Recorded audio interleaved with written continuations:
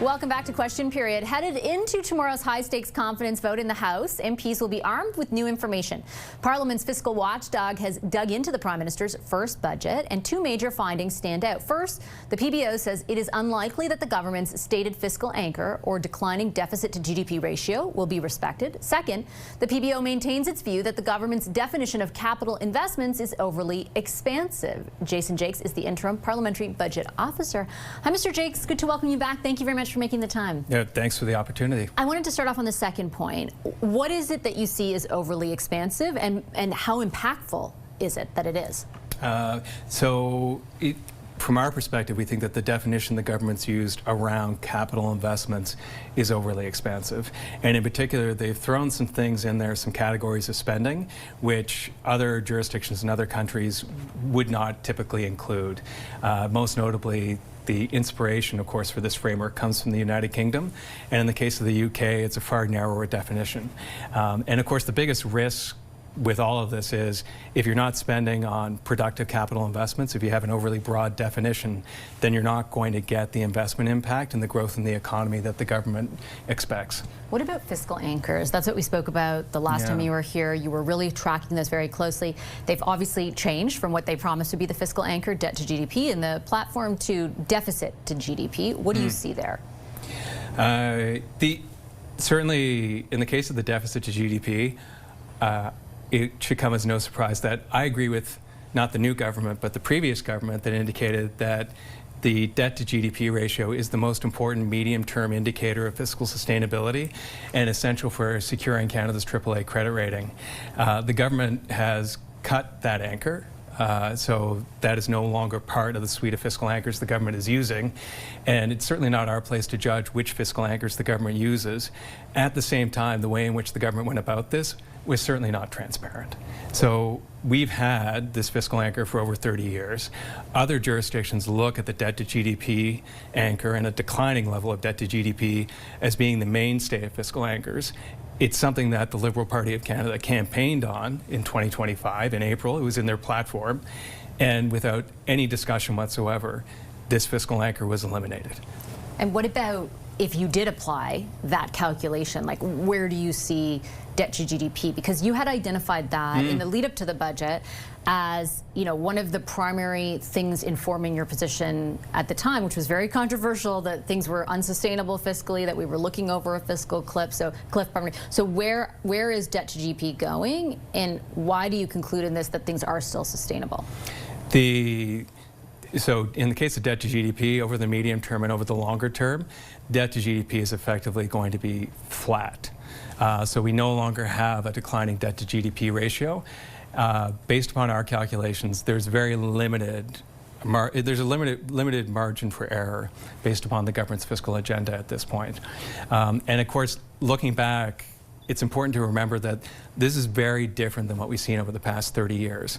So why are you saying now that it's sustainable, but a few months ago that was not? Like, were you mistaken before, or is the calculation on something? In terms of, so previously, these numbers are very similar to the numbers we saw previously. The definition of sustainability is your debt to GDP ratio is stable or declining over time.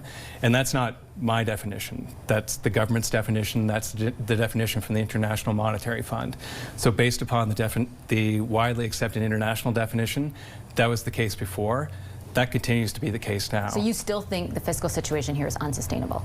I think the current fiscal situation, we moved into new territory. So based upon the previous government's fiscal anchors, it was a situation where the government, if they were targeting a stable or declining debt to GDP ratio, then there was very limited margin for error or room for maneuver. Now we're in a situation where the government makes no pretense about having a stable or declining debt to GDP ratio.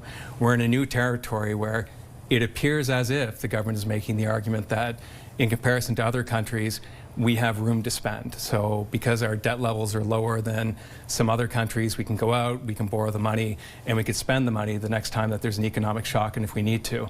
And do you think that's true? Pardon the interruption. Do you think that's true? They say the IMF agrees. Do you think it's true? I think hopefully the government can go out and borrow additional money at this point. It's not a question of borrowing the money. It's a question of what the money is fundamentally going to be spent on. And as somebody who's responsible for fiscal transparency, I do need to point out that nobody has had this discussion. So during the 2025 election campaign, all major political parties identified a declining debt to GDP ratio as being the most important fiscal anchor. We're now in a situation, on September 18th, in response to a question in QP, the Prime Minister himself said one of the 3 fiscal anchors for this government was a declining debt to GDP ratio. Don't believe me? Look it up in Hansard. All of a sudden in the budget, that anchor that we've had for 30 years, the most important fiscal anchor, is gone without any discussion whatsoever. And now we're in new territory where potentially we're going to be borrowing substantially more money the next time that there's an economic shock. And it's not for me to judge that. It is for me to point out that nobody has had a meaningful discussion around that. Before I let you go, I mentioned how there was quite a bit of reaction among the government ranks to your initial analysis. They posted your job on a permanent basis, and they used in the job posting that the candidate has to show, quote, tact and discretion and communicate in a neutral way. Do you think that's aimed at you? Oh, I hope it is. I've worked on the Hill for 17 years. I've dealt with thousands of parliamentarians. I've also been responsible for the electoral platform costing exercise in the 2019, 2021, and most recent elections. And so I have a lot of experience, probably more experience than most people around town do, in dealing with parliamentarians across political parties who come from different cultural backgrounds, different linguistic backgrounds, and tactfully and discreetly working with political parties around the platform promises that they want to make, even in situations where they don't necessarily like the numbers that we're giving back to them. And I absolutely think it's an essential part of the character, the individual that should occupy the permanent post of PBO. And forgive me if this is too personal, you don't have to answer. Will you apply to be the permanent one? Oh, absolutely. I think it's, from my own perspective, having worked in the office since the beginning, I think it's important that parliamentarians have the choice. So they will have the choice that they've seen what I plan on doing and how I plan on managing the office. They have the choice for this approach, the current approach, or they have a choice for a new approach. And if the Prime Minister decides he wants to go in a different direction along with members of Parliament, I certainly respect that. And I certainly plan to be with the office, regardless of the outcome, to support whoever is in that role. Okay, I'm going to leave it there, Mr. Jacques. Thank you very much. Thank you. Coming up, Poilievre pushes back amid criticism of his leadership style from a recently defected MP. Conservative leader Pierre Poilievre says he has no plans to reflect. But with an upcoming leadership review in January, is there more at stake for him? Our Sunday strategy session with Kathleen Moncroy tonight and Scott Reed is up next.